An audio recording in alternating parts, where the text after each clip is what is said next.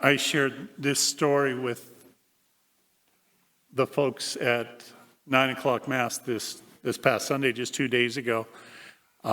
So those of you who think that all you're getting for Christmas is reruns, I apologize, but I just love this. So you've got to picture a church nativity play, okay? But this particular church nativity play was written and directed and acted by 9-year-olds. Okay, so set the scene. Scene 1, they start right there at the inn. Joseph says, "I need a room for the night for my wife." The innkeeper responds, "Can't you see the no vacancy sign?" Joseph says, "Yes, but can't you see that my wife is expecting a baby any minute?" The innkeeper says, "Well, that's not my fault." Joseph says, "Well, it's not mine either."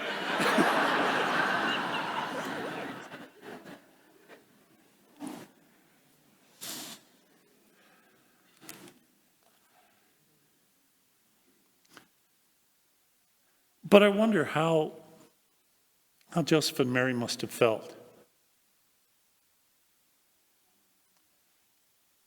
Certainly, the birth of their first child is something that any parents, of course, look forward to, maybe have some questions, but hopefully much more excitement. Make plans as to how the birth and how those first days are going to happen. And I'm sure that what we hear about in the gospel was not the way that Joseph wanted to set things up so that Mary could give birth to her firstborn. Even in the wonder of the night, I can't help but think that he was feeling a little bit sad, that questioning, had he failed the woman he loved?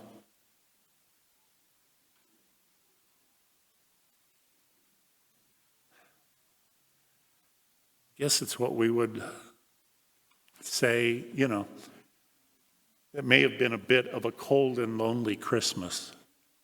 And yet, God took from it, He took from a bad situation by our standards, something that we're going through so much effort to celebrate and remember 2,000 years later. It's amazing.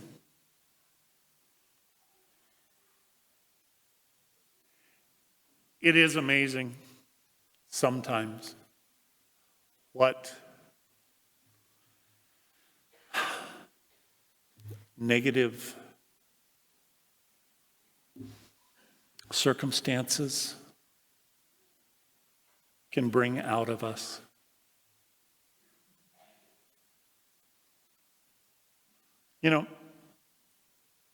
It's said that God brought the light into the world.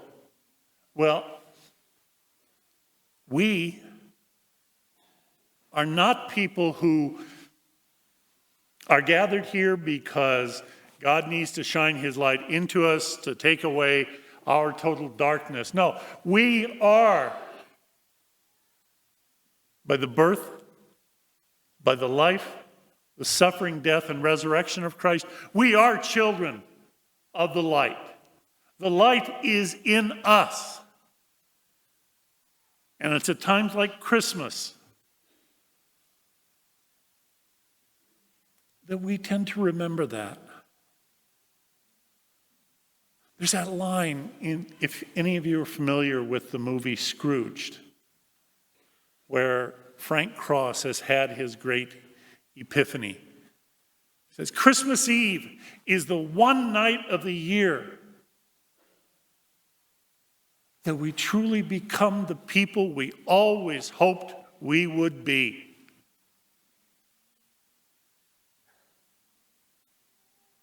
And sometimes that's truer when there's been a disaster, when there's been a tragedy. I was thinking about, I can't even imagine, and I don't know how many of you here might fit into this category, but if you could possibly remember what Christmas was like in 1941. 3 weeks after the attack on Pearl Harbor. Like I say, I can't even imagine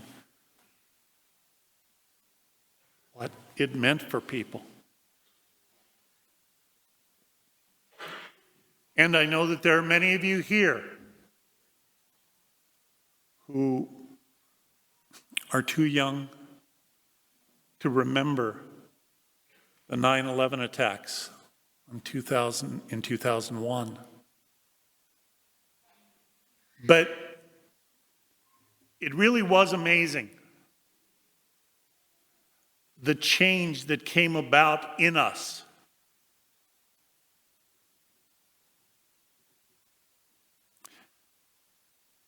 I'd like to share with you just a comparison between Christmas 2000 and Christmas 2001. And I do that primarily because maybe we need to ask ourselves this Christmas, Christmas 2019, where are we? Is it going to take another tragedy to bring out the best that's in us? So I guess a little bit, even as we celebrate, a little bit of kind of looking at ourselves, reflecting. Christmas 2000, we were thinking about all the things we didn't have. Christmas 2001, we were thinking about all the things we did have. And now? Christmas 2000, we were counting our money. Christmas 2001, we were counting our blessings. And now?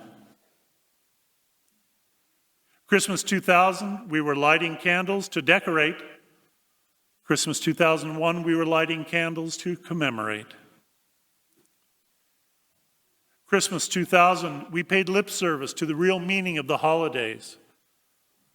Christmas 2001, we were paying homage to it. Christmas 2000, we were trying not to let annoying relatives get the best of us. Christmas 2001, we were trying to give the best of ourselves to them.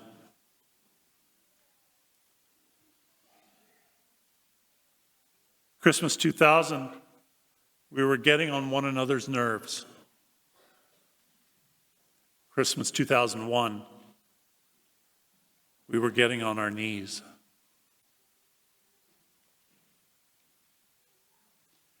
Christmas 2000, we were wondering how to give our children all the things that money can buy.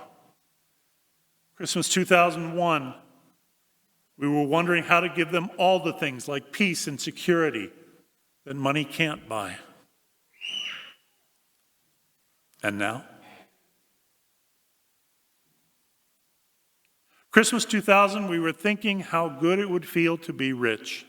Christmas 2001, we were thinking how good it feels to be alive. And now? Christmas 2000, we thought angels were in heaven. Christmas 2001, we remembered that they are right here on earth. Christmas 2000, we were sharing, spreading, listening to gossip. Christmas 2001, we were sharing, spreading, listening to the gospel.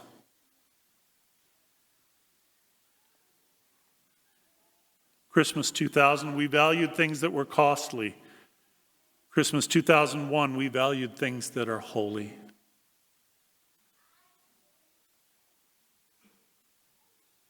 And Christmas 2000, peace on earth was something we prayed for on Sunday morning. Christmas 2001, it became something we prayed for every day.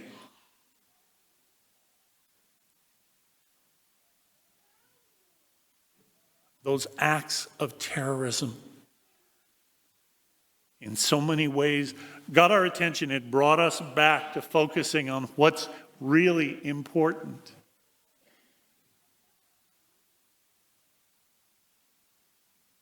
In the intervening years, how much have we forgotten? How much have we kind of turned back to the unimportant stuff? The light is there to shine in us. It does. Sometimes we forget. But that doesn't stop God. He continues to give us reason to remember and to celebrate. And that reason, more than anything else,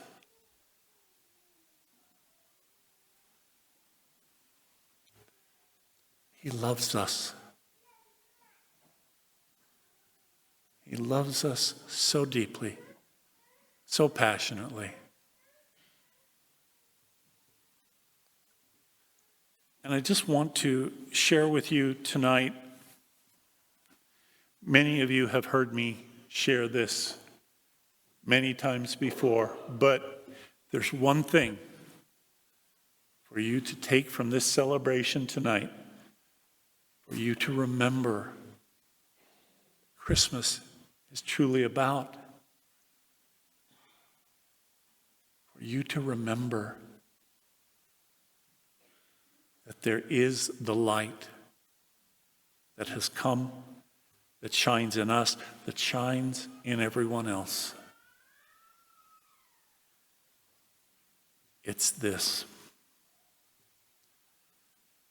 God, our God, is a life-giving God, a loving God.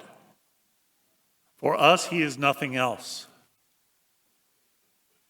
God loves us, all of us, all people, without reservation or exception. God never stops loving us. God loves us when we are in sin just as much as when we are out of sin. We cannot win God's love. We cannot lose God's love. His covenant words uttered on Sinai for His chosen people stand firm forever. I am your God. You are my people. I have chosen you. I choose you. I will save you. I will never let you go.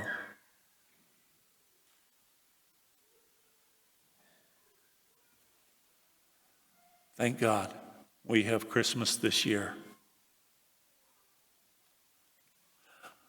so that we can remember that. May our light shine, whether with tragedy or not. As somebody said one time, in good times and in bad, in sickness and in health, so on and so forth.